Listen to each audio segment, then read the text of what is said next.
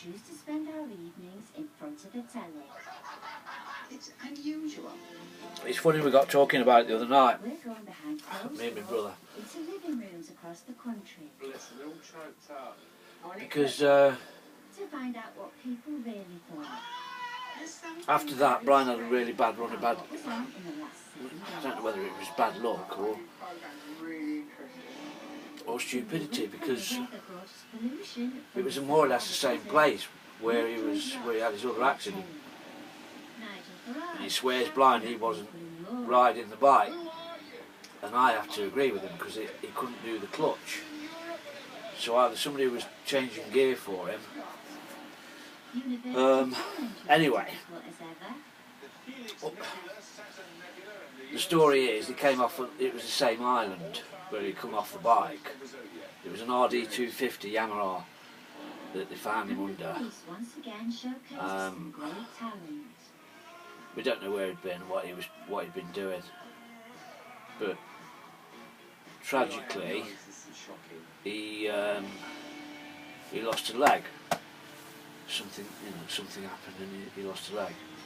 And he swore blind he wasn't riding the bike. The driver had absconded.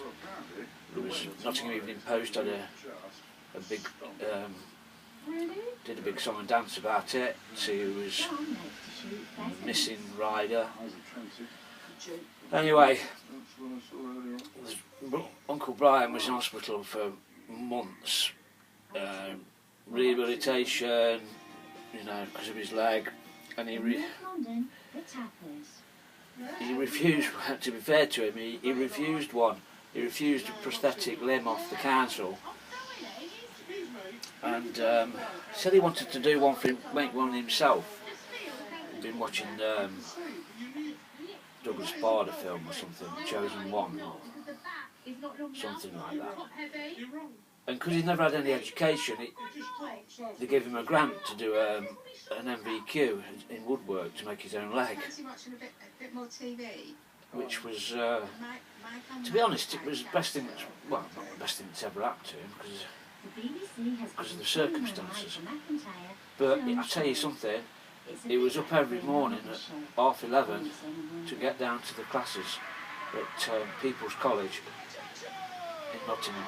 And he was doing this MVQ for woodwork, making his wooden leg. He was doing it a while, but eventually he got it nailed down and he was so proud of it.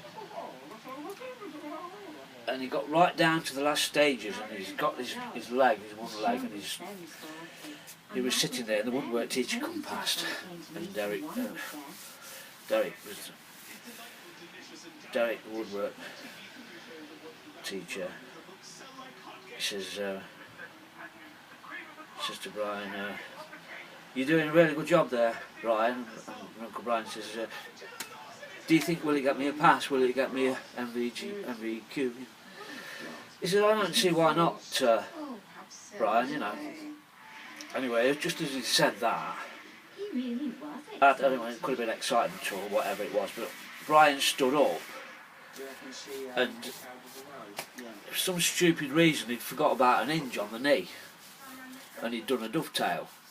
So his leg was like, right angle. His femur was at right angles to his shin. And as he stood up, he caught Derek, the woodwork teacher, just in a little bollocks like that, just as he was walking off. Oh, anyway, he went up the flipping wall. And he decided he was going to fail Uncle Brian for that. Anyway, so Uncle Brian was gutted, They had a word with the headmaster, and they had to suspend him. They had to suspend Uncle Brian. Well, he couldn't stand up. Like that. Joking aside, me and my brother managed to turn it round. because we used to play five-a-side football in the league. My Uncle Brian used to play with He us. doesn't want to send me to offender, does We he? used to have him because we When worked out. don't you, really? We took out the dovetail and we got a spring off the Ford Cortina and put it on his knee joint. Yeah. The spring was packing about 400 psi, and we used to get him to take the penalties. But you know, and we got right through to the final of the five-a-side, Nottingham District. We were flying through, and we got right through to the final, and it was penalties because it was deadlocked, and there was like one penalty to go. We got Brian, Uncle Brian, and he stepped up to the plate. I was on one arm, my brother was on the other to direct him. My mum was holding his head down so he didn't sky it, and because he was pulling his leg back for the for the spring. And I don't know what happened, but it all went terribly wrong. His spring got maxed, completely maxed, and all that 200 psi onto that ball, plus his boot and his leg. Well, the ball ended up at Watford Gap Services because it was charged for parking. His boot came off, his foot. It went straight through the fuselage of a DC-3 coming in to land at Luton. Straight through the fuselage, straight past the black box. And that's how they caught him. Because we'd put his name in the tongue. On the plane, this is to cap it all off, you won't ever believe it. On the plane were members of the Bin Laden family. They'd been on a jolly up somewhere. They were coming in to land at Luton. They were going to go up the West End for a bit of grub, you know. Went straight through the black box, flashed his name up. Anyway, CIA were all over it. I says, because we think it might have what started all the trouble, you know, in 9/11s and all that. I says, Derek, you might be in a bit of bother, mate. I says, you might be going to Guantanamo Bay. He says, oh, brilliant. Have you seen me flip-flop? I says, don't think it's going to be that sort of holiday, Derek.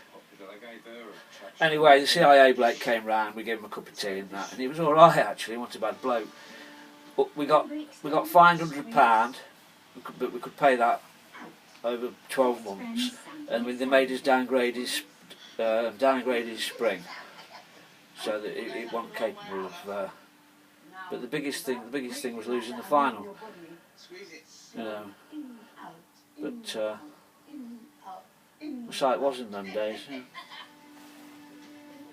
What's that you're playing then?